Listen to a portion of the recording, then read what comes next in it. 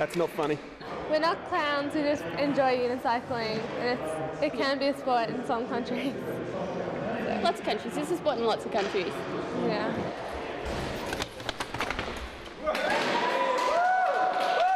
So it's half the wheels and twice the fun. Is that how it gets sold?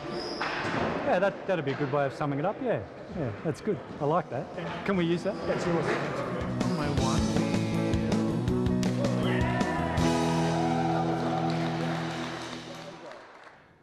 Only for the brave. And that competition starts tonight in Garema Square and continues until Monday.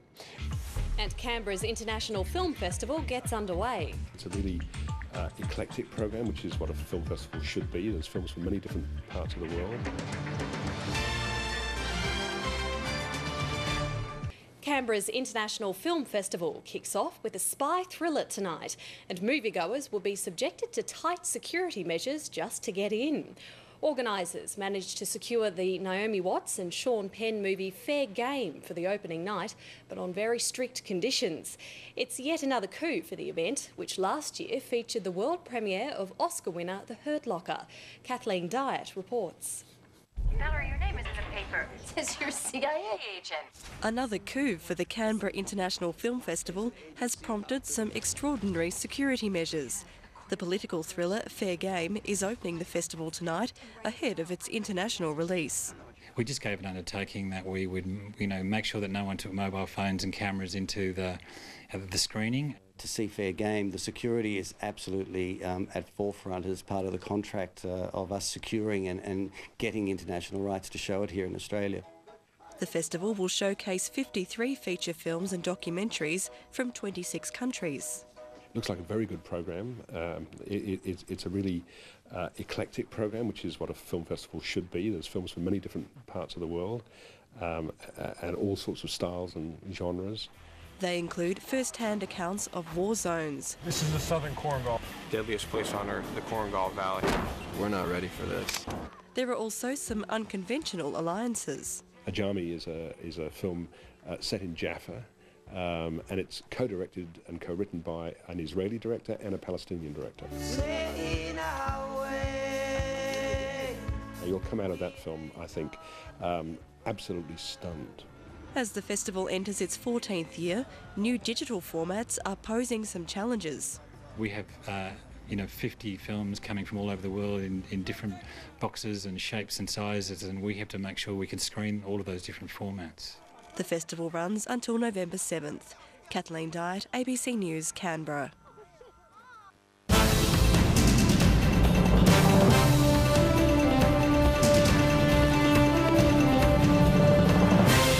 This is Win News. Which direction should the ACT be heading? Hundreds have their say. The nation's capital is running out of land. Public transport is below par, while demand for both is rapidly growing. Experts predict by the year 2030, Canberra's population will increase by 80,000. And that's why hundreds turned out to a final public forum to help combat the challenges to make the territory sustainable. The truth can sometimes hurt, but over 200 Canberrans were happy to face the reality of the capital's adverse forecast for the year 2030. The city that's the least sustainable in Australia, running out of land to build on with inadequate public transport and a shortage of affordable housing. A final forum with a panel of experts was held last night, discussing Canberra's vision for the next 20 years, where it's heading and where Canberrans want it to head. They understand that over the next 20 years or so, Canberra will grow, but they believe that probably it has to grow in a different way. That it has to grow in a way that's essentially more sustainable. There's been lengthy debate about how the community can sustainably grow. Over the past few months, experts consulted with over 500 residents, carried out 1,000 random phone surveys, and the website has received 52,000 hits. What we heard very clearly, that if Canberra is to grow and grow in this different way, people are very concerned about what the built form outcome might be, what the buildings might look like. There are some positive signs. Locals are taking steps to reduce our carbon footprint. Canberra has the highest per capita rate of green construction of any capital city in Australia. 8 times higher than New South Wales. There's 1 week left to share your opinions before a report drawing together those views along with the experts will be handed to the ACT government by the end of November. Shortly after, it will be made available to the public. Ashley Brown, Win News.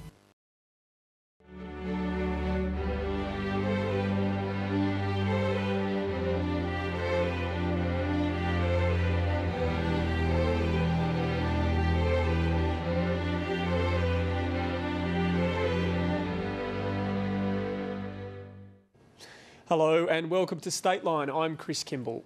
Coming up, a report card for Civic, and it seems the city's not living up to its potential. A visit by noted author and international planning guru Charles Landry caused something of a stir last week. He bought into the debate on urban density and said Canberrans are scared to interfere with Walter Burley Griffin's outdated plans. Mr. Landry is the founder of the Creative City Movement, a global push to rethink the planning, development and management of cities. He's known as the City Whisperer. Stateline sampled his impressions of Canberra from the ground and from the air.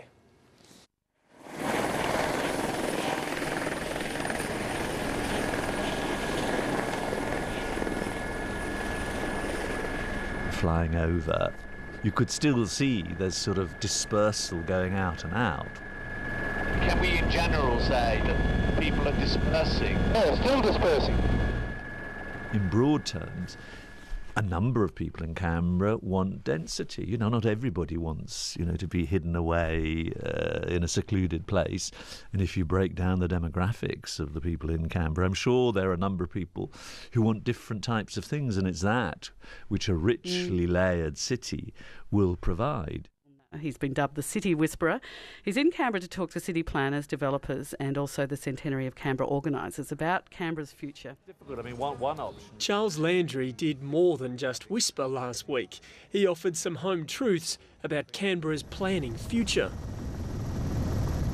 Partly because of the Griffin plan and all of that, perhaps Canberrans are sort of frightened of actually thinking again about the totality, because we had the godlike plan or something like that. So there may be a bit of reluctance and fear. He also offered a walking critique of the city's evolving heart, starting with the Canberra Centre developments.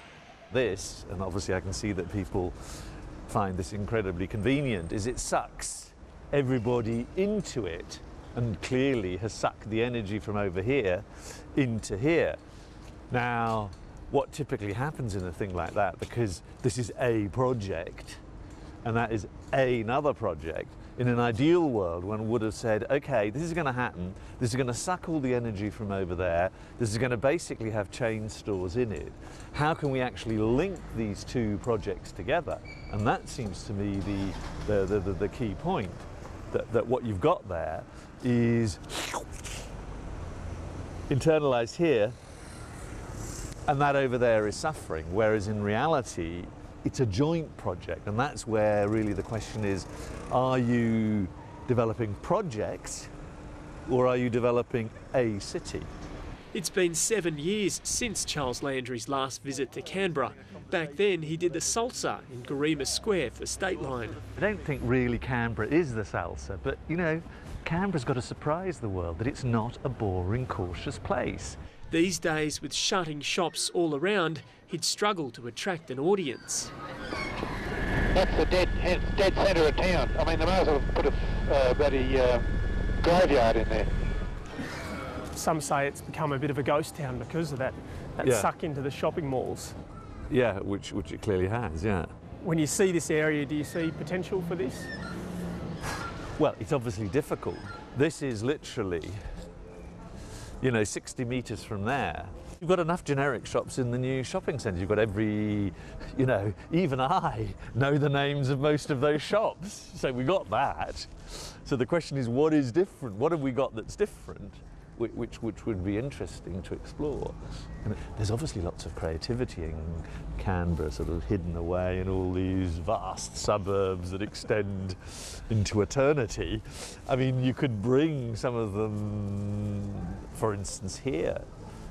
You treat this as an installation, actually. So this is Childers Street, a scene of, again, big change in Civic since you were here last.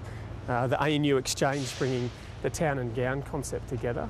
What are your impressions of this part of Civic? Well, you have to say, wow, you know, when last time I was here, everything was beige. So we've got a bit of blue. That's my favourite colour, by the way, that blue. And I quite like the combination of blue and red. No, I mean, obviously, this is a complete transformation. It sort of lifts the spirit. I mean, a lot of what a city's about is, does it make you go like that, you know? Students, you know, they're obviously only one segment, but they are one of the great revitalisers of cities. And one of the big problems historically has been, or the last phase of the last 30 years, is to put the universities out there. I mean, there's a whole big, massive debate in Europe about bringing all of these campuses that are somewhere over there back into cities. So it's a very lively debate, and this is a good example of doing it. Can Canberra be one of the great cities of the world? Well, you have to say yes. Obviously, these things are difficult, but you know, it obviously had a great plan. That plan, we need to say what is its 21st century application and version. Yes. Griffin 2.0. Well, I think there needs to be a Griffin 2.0, definitely. I think that's what people are frightened of, is thinking through what that means. The latest addition to Canberra's growing public art collection was unveiled today in Civic. The work fuses granite and steel in a technique perfected by the artist Koichi Ishino. At the Glebe Park unveiling, Mr Ishino said the piece represents landscape and sky. The ACT government's public art program has attracted some criticism, but another 8 to 10 public works are expected before funding runs out at the end of the financial year. We'll have to review our program and see whether or not we continue it going forward, but I think it's been a fantastic addition to our street landscape, to our city. It's helping us to grow into a genuine world city. The sculpture adds to 150 public artworks across the capital.